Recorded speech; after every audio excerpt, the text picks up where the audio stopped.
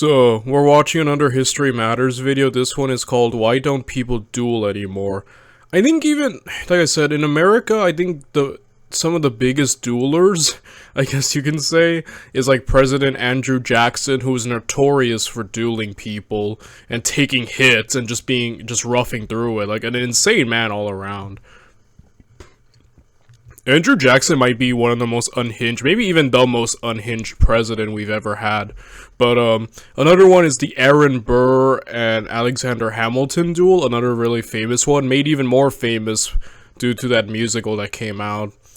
And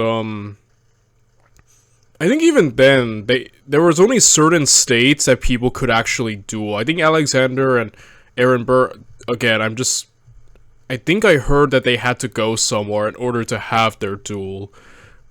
Somewhere where it was more allowed or legal. So, as far as I know, I think there were restrictions in duels in certain areas. Again, this is a long time ago. I probably got that wrong. Thank goodness I'm not a historian, though, because I would be the worst one if I were. So yeah, it's gonna be interesting, and I always thought, like, it'd be kind of funny if you just saw, like, modern politicians challenging each other to duels. Like, the thought of Donald Trump, like, freaking dueling someone would be amazing, but, you know what I mean? Or, like world leaders, like, just straight up settling things in duel. Oh, no, that'd be amazing, but, So, I guess we'll find out when exactly it stopped, or, like, there was an end to it. So, yeah, let's get to it, huh? Let's be reasonable. If a person insults you, then you have every right to fight to the death in order to restore your honour. As you'll have noticed, we don't duel anymore. But why not?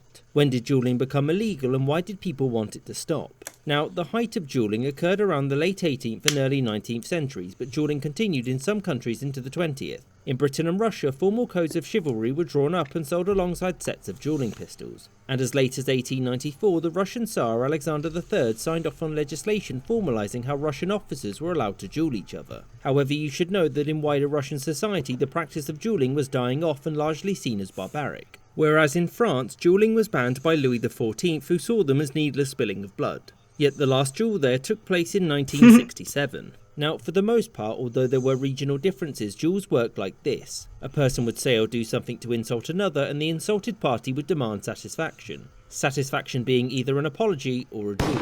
Now, not everyone could challenge everyone. A junior officer in the army couldn't challenge a general or a high-ranking member of the nobility, for example. Now, you didn't have to accept and put your life on the line, but it could lead to you being called a coward, and that wouldn't do. If you did accept, then as the one being challenged, you often had the right to choose the weapon used, most commonly swords or pistols. For example, in Germany or Italy, swords were commonly used, whereas in Britain, the US and Russia, pistols were much more common and, of course, more deadly. There's a movie called The Duelist by Ridley Scott. I think it's set in the Napoleonic era, and I haven't watched it completely. Like, I kind of, like, offhandedly seen clips in many years ago, just randomly on YouTube, The Duel and something like that, and I just, like, clicked it. But, like, yeah, I remember them using swords, not guns. So that was interesting. Like I said, here in America, when we thought of, like, dueling, it was always with pistols.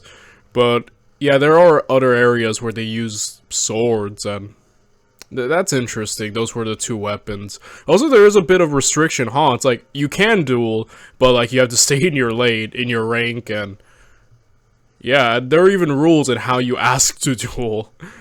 That's interesting.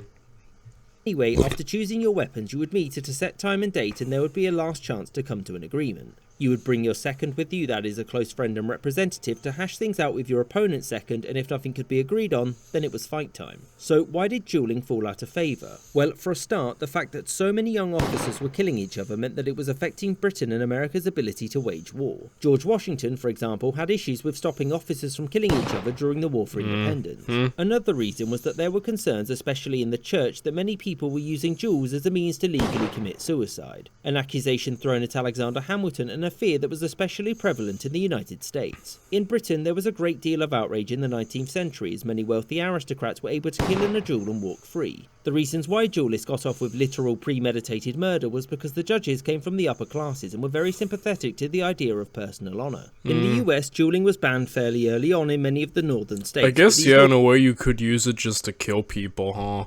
Like a serial killer duelist, you know what I mean? And kind of get away with it? That's an interesting idea. Also the suicide aspect, I'm guessing mainly due to... Yeah, I think the famous telling of Alexander's duel is that he raised his gun up and, like, let himself get killed. At least that's the one very popularized by, like, if you listen to Hamilton, you know. And, you know, I think, like... I guess, like, yeah, the idea of suicide, especially, like, in a very heavily Christianized society is bad. Because it's, like, kind of, like, I guess trying to find a loophole, because, like, suicide's, like, seen as a very unforgivable sin, you know, in a lot of religious sects, so that's, like, oh, but I was doing it for honor, and, like, you know, there's a lot of loopholes to that, so that's an interesting aspect as well, I think, about it.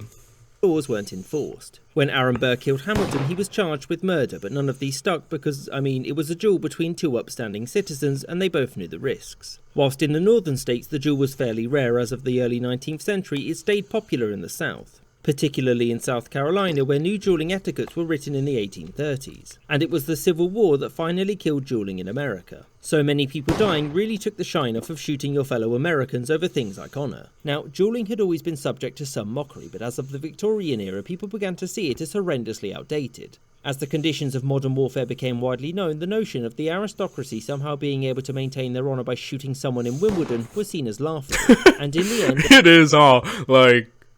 It is when he explains it like that, yeah. It does sound a little silly, huh?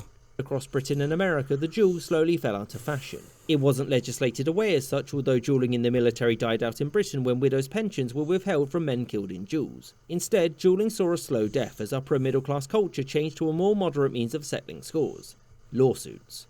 I hope you enjoyed this. Heck yeah. Which in its own way sucks worse than dueling. Would you rather take a duel or a lawsuit, guys? I think I'd rather just get shot. So, yeah, another great video. I love this guy, by the way. I find him, like, oddly funny. Yeah, maybe just the way he deadpan just delivers stuff. I don't know. But I really love History Matters. So, I'm gonna end the video right here. I'll see you guys tomorrow in the next one. Bye, everyone.